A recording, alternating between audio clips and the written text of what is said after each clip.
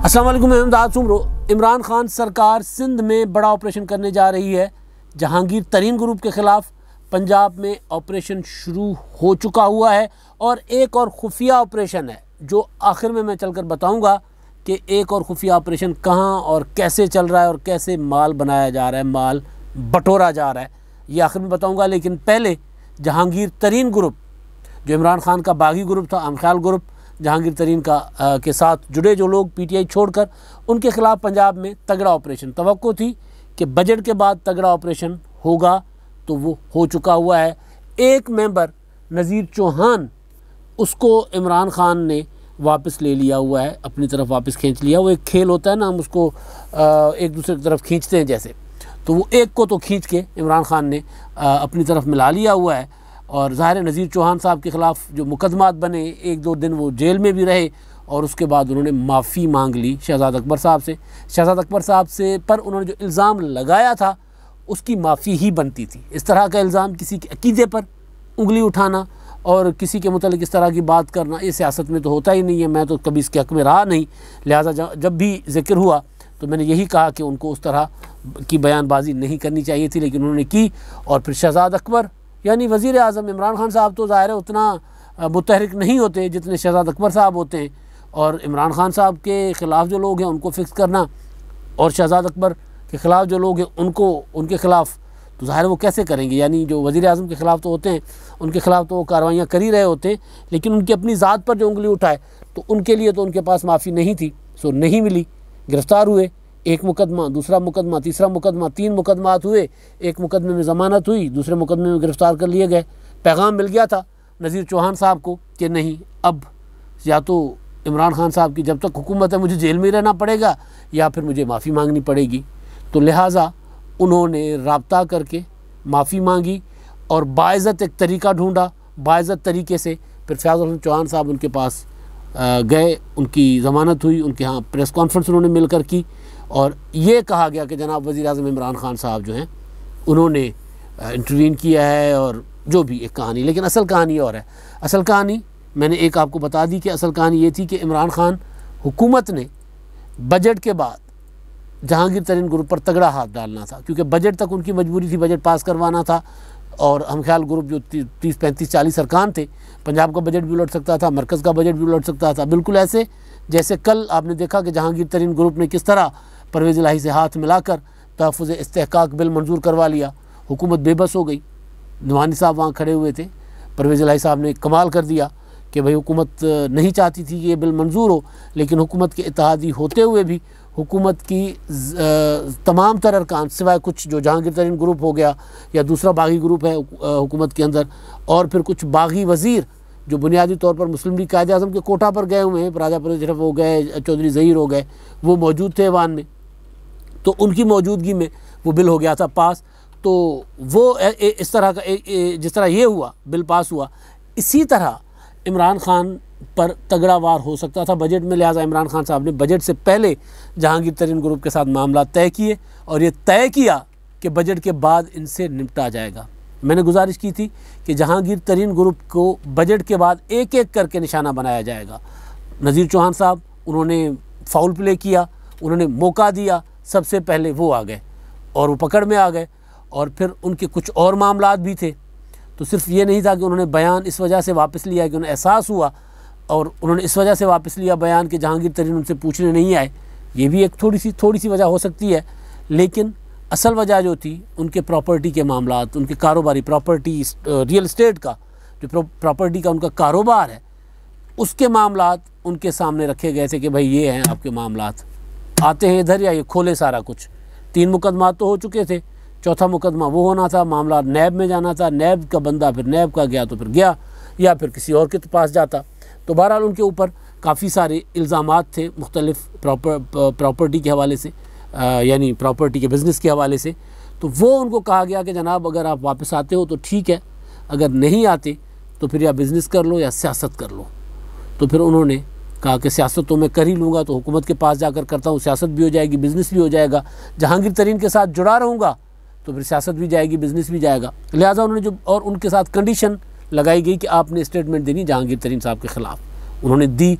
डट कर दी कि जहांगीर तरीन ने मुझे टिशू की तरह इस्तेमाल किया, जहांगीर तरीन लीडर नहीं है, ऐसा वैसा, मतलब काफ़ी उनके मुतालिक उन्होंने ऐसी गुफ्तगू भी फरमाई जो नहीं बयान की जा सकती।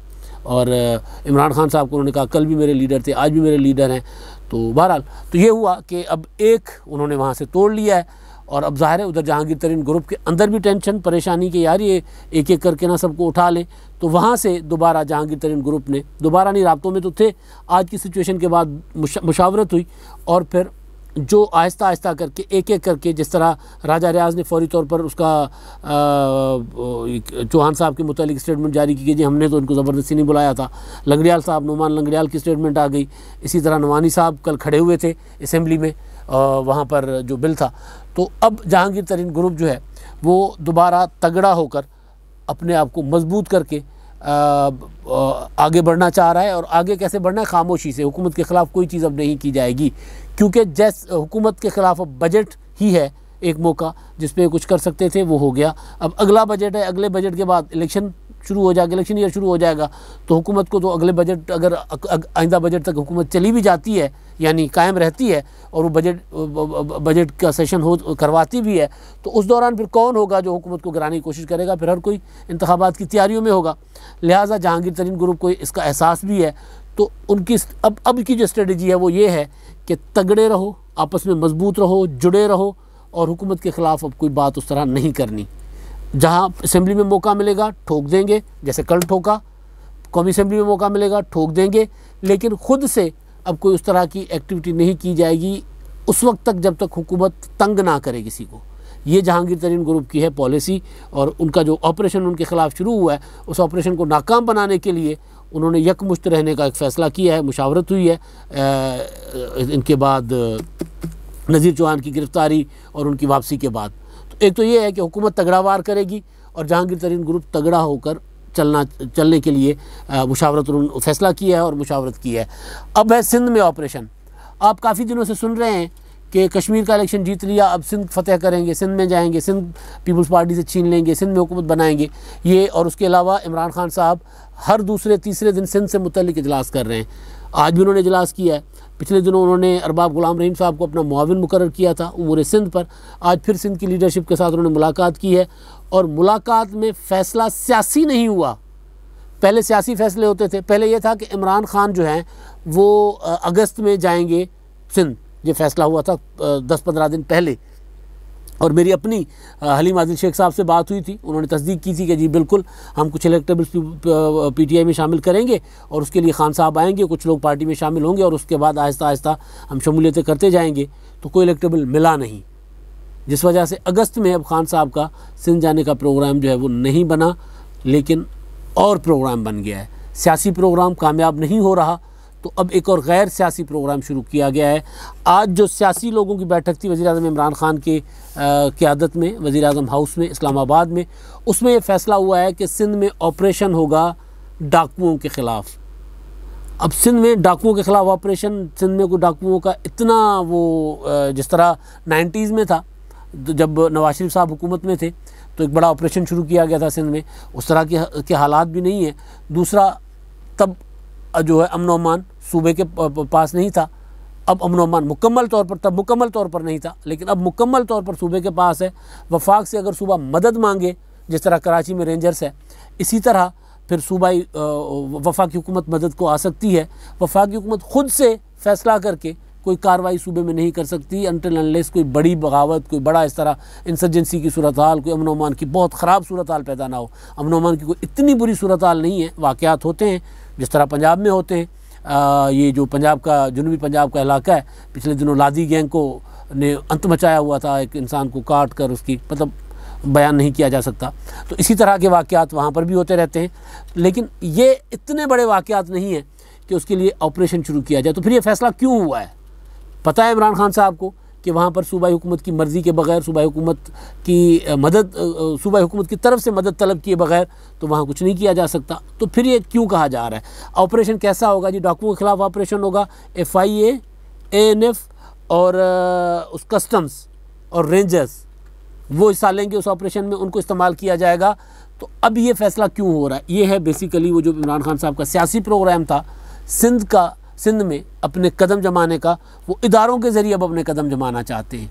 ओरिजिनली प्लान ये है कि अगर वहाँ पर जिस तरह आपको याद होगा कि जब मुस्लिम लीग नून की हुकूमत थी मरकज़ में, पिछली हुकूमत, तो कराची में ऑपरेशन का इशू था, रेंजर्स को अख्तियारात देने का इशू था। सिंध गवर्नमेंट वो वाले अख्तियारात नहीं देना चाहती थी, चौधरी निसार साहब दिलवाना चाहते थे या जो रेंजर्स चाहती थी। तो उस वक्त वो बहरहाल वो बड़ा एक तवील एक जंग रही और बिलाखिर सिंध हुकूमत ने वो अख्तियार दे दिए थे रेंजर्स को, पुलिस के अख्तियार। तो अब ये मामला उस तरफ जाएगा। इमरान खान साहब चाहेंगे कि जनाब वहाँ पर अब ज़ाहिर सिंध में जब रेंजर्स या कोई FIA हो गया, ANF हो गया, दूसरे इदारे मरकज़ के अगर वहाँ पर जाते हैं, अगर अपनी कार्रवाइयाँ शुरू कर देते हैं, और तो उसके बाद ज़ाहिर है फिर इमरान खान साहब के लिए ग्राउंड बनेगा, पीपल्स पार्टी के लोग टूटेंगे, या बड़े बड़े इलेक्टेबल्स जो PTI में भी नहीं जाते वो, यानी 2023 के इलेक्शन की तैयारी इमरान खान साहब डाकुओं के ऑपरेशन के नाम पर वहाँ करने जा रहे हैं। कहते तो हैं पीपल्स पार्टी वालों के सबसे बड़े डाकू हैं, लेकिन ये उनके लिए ख़िलाफ़ नहीं, ये तो जंगल में जो डाकू होते हैं, वो धाड़ेल जो होते हैं, वो उनके लिए इमरान खान साहब एक प्लान कर रहे हैं ऑपरेशन उनके नाम पर। लेकिन कहीं पे निगाहें, कहीं पे निशाना, निगाहें पीपल्स पार्टी अपना डाकुओं की तरफ, निशाना पीपल्स पार्टी होगी।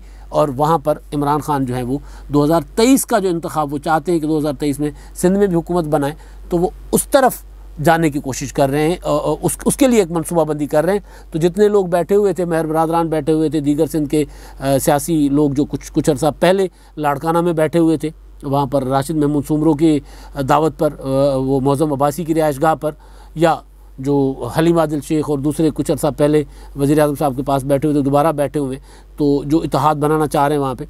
तो अब ये प्लान किया गया है कि सियासत से पहले ज़रा सियासी क़ुव्वत से पहले रियासती क़ुव्वत का मुज़ाहरा किया जाए, और उसके बाद फिर वहाँ पर अपनी जगह बनाकर फिर 2023 के इंतखाबात के लिए इलेक्टेबल्स लिए जाएँ। देखते हैं अब सिंध हुकूमत कितना इसका रिस्पॉन्स करती है। कानूनी तौर पर 18वीं तरमीम के हिसाब से तो वफाकी हुकूमत कोई इस तरह की कार्रवाई नहीं कर सकती। वफाकी इदारे FIA वगैरह जिस जो उनका मैंडेट है, जो उनका दायरा कार है, वो तो वहाँ पर कर ही रहे हैं। तो जैसे अभी हुआ है ये साइबर क्राइम वालों ने जो चीफ जस्टिस के ख़िलाफ़ एक तकरीर हुई थी, उस तकरीर करने वाले का लिंक उनकी उसके फ़ोन कॉल्स मुख्तलिफ वज़रा की तरफ, तो 8 वज़रा हैं, उनके साथ उनके राब्ते थे, तो उनको उन्होंने तलब कर लिया FIA ने। तो इस तरह की कार्रवाई तो वफाकी इदारे वहाँ कर रहे हैं, नैब कर रहा है, ANF पहले ही मौजूद होती है, जो मनशियात के ख़िलाफ़ कस्टम्स पहले ही अपने काम कर रही है। तो ये वाला प्लान करके जाने का मतलब बेसिकली सियासी है। और अब आखिरी बात है वो ऑपरेशन जो लाहौर में चल रहा है, शौकत खानम लाहौर में। हो ये रहा है कि जी जब से कोरोना आया है तो शौकत खानम में पहले जब टेस्ट हुए थे तो किट सरकारी थे, तो भी 7-8 हज़ार रुपये चार्ज किए जाते थे। लोगों ने सवाल उठाया कि जी क्यों चार्ज कर रहे हैं। जब वॉलंटियर किया था मुख्तलिफ इदारों ने, कराची में कई इदारों ने वॉलंटियर किया और दीगर जो इदारे से, यहाँ पर क्यों शौकत खानम पैसे क्यों ले रहा है, सवाल उठा था, कोई जवाब नहीं मिला था, इधर उधर हो गई थी बात। फैसल जो वज़ीर आज़म साहब के मुशीर हैं सेहत के, फैसल सुल्तान, वो साहब जो हैं वो कोरोना के इंचार्ज भी हैं। तो बहरहाल तो वो इशू हुआ, शोर मचा। अब ये हो रहा है कि शौकत खानम जो है वो कोरोना वैक्सीन करता है अपने मरीज़ों को। एक मैसेज जाता है शौकत खानम की तरफ से कि मुफ्त में आकर वैक्सीन लगवाएं, या अपना टाइम लें शौकत खानम से, अपना अपॉइंटमेंट लें और उसके बाद आकर वैक्सीन करवाएं फ्री ऑफ कॉस्ट, मुफ्त में। और फिर या 1166 जो सरकारी नंबर है उस पर, और फाइज़र वैक्सीन होनी है जो हुकूमत पंजाब ने प्रोवाइड की है, फराहम की है। होता ये है कि जब ये इसलिए है कि जो मरीज़ हैं कैंसर के, वो ज़रा कोरोना से ज़्यादा उनको महफूज रहना चाहिए आम सेहतमंद लोगों की निस्बत, तो उनको अवलियत मिल जाए, ताकि अवलियत की बुनियाद पे उनको वैक्सीन हो जाए। इसी वजह से ये शौकत खानम को वैक्सीन दी गई कि जनाब आप भी लोग अपने मरीज़ों को बुला कर उनको वैक्सीन करें। फ्री ऑफ कास्ट का मैसेज जाता है, कोई वैक्सीन करवाने जाता है तो उनसे 1000 रुपया चार्ज किया जाता है, 1000 रुपया सर्विस चार्ज के नाम पे।